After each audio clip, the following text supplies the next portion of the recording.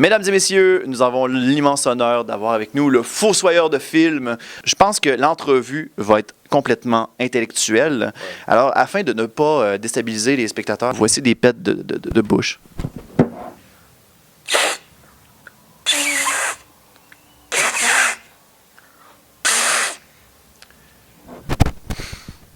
Alors maintenant, on peut y aller avec le contenu intellectuel. Il faut débriefer ce qui vient de se passer là. T'as essayé de faire des bruits de paix avec ta bouche. Tu as échoué? Ça a échoué lamentablement.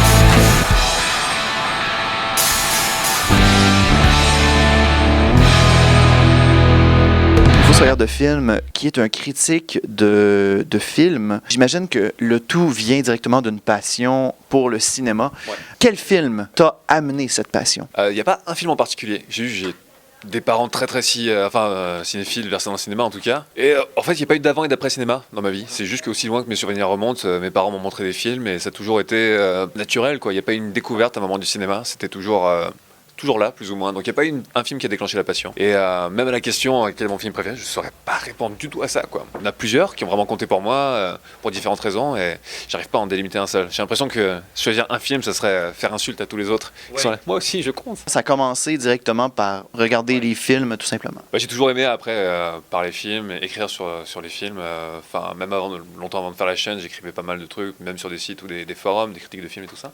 Donc ça a toujours été plus ou moins naturel. Et puis voilà, quand j'ai commencé la chaîne, c'était un petit peu la convergence de plein de trucs que j'avais envie de faire sur l'écriture, sur la réalisation, l'interprétation. Est-ce que c'était pour combler un certain vide au niveau de la critique de cinéma sur YouTube? Ouais, tout à fait.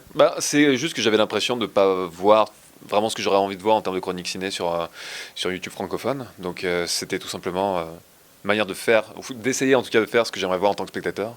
Et c'est un truc auquel j'essaie de me tenir encore aujourd'hui. C'est la seule ligne directrice finalement qui peut guider le travail, parce que tu peux pas contenter tout le monde, quoi. Tu peux pas te dire je vais faire ci ou ça pour faire plaisir à tel ou tel public, parce que tu en viendras toujours à décevoir ou pas être à la hauteur des attentes. C'est toujours trop pointu pour certains, trop superficiel pour d'autres, donc voilà, au bout d'un moment, il faut juste se faire plaisir et se dire, toujours prendre du recul par rapport à ce qu'on fait, et c'est de se dire, si j'étais spectateur uniquement, est-ce que j'aimerais le contenu que je suis en train de regarder?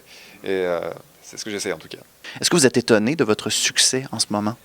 J'essaie de toute façon de jamais prendre le truc pour un acquis, donc je reste étonné quoi qu'il arrive, parce que à la base c'est pas si évident que ça puisse toucher un public large, parce que c'est des chroniques qui sont divertissantes sous un certain aspect, mais qui sont sérieuses à la base. Je pourrais enlever l'humour et la chronique resterait plus ou moins la même sur le propos. Et voilà, c'était un bon défi au début, surtout quand j'ai commencé, c'était en septembre 2012, et le format long n'était pas encore vraiment popularisé sur YouTube. Il n'y avait pas encore eu toute la clique de producteurs de contenu culturel qui arrivait par la suite, et dans laquelle, avec d'autres comme Patrick qui fait Axolot, en fait, sans le savoir, on s'est lancé au moment où cette vague commençait tout juste à se constituer, et de fait, on a constitué parmi les premiers vraiment à la porter et à populariser un format un petit peu plus long. Maintenant, il est acquis qu'en tout cas sur le web, il n'y a pas que les contenus de 3 minutes, filmer un fisheye pour parler des chats qui fonctionnent.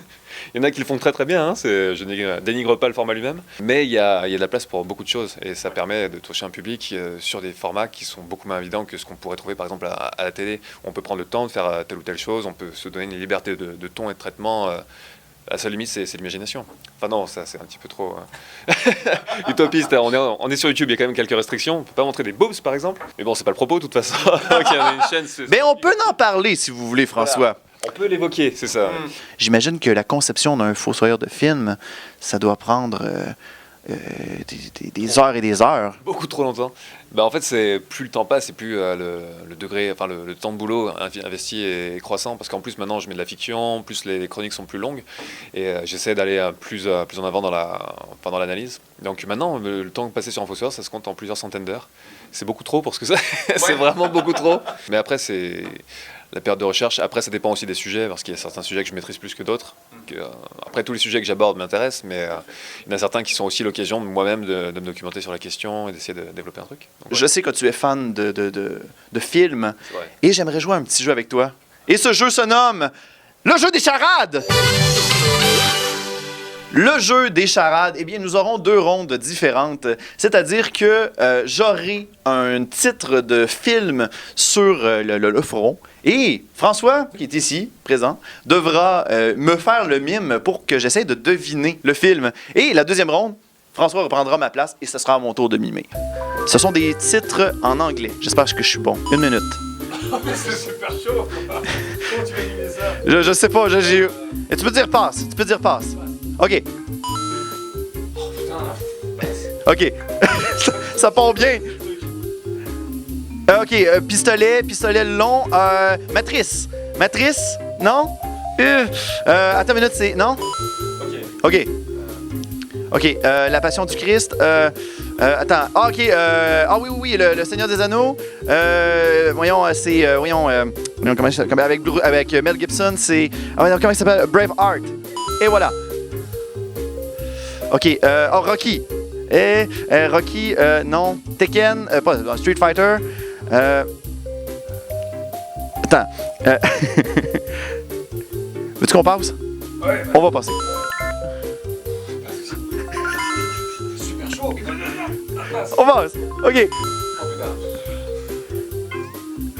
Le ciel, à monter, faire des backflips. Le sun, le ciel, la planète. Planète Mars.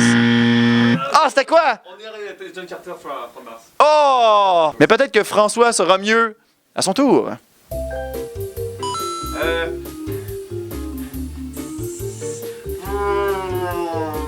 Qu'est-ce que c'est que ça?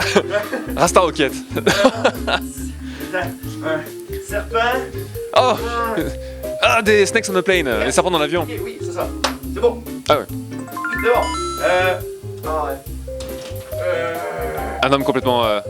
Ouh, 3 hommes qui sont juste fatigués contre un mur. Ah, The Hangover. Oui, Hangover. 6? Non. 7? Non. 1 milliard. Non. Qu'est-ce que c'est que ce truc? 4? 2? Toujours 4-2, c'est la magie? Merde, c'est dur. Qu'est-ce que c'est que ce truc? Passe. Ok. Spider-Man? Non. Euh. Attends, c'est comme le... mais pas sans Peter. Spider-Man sans Peter? Ouais. Comment ça? Qu'est-ce que c'est que ça? Par cœur?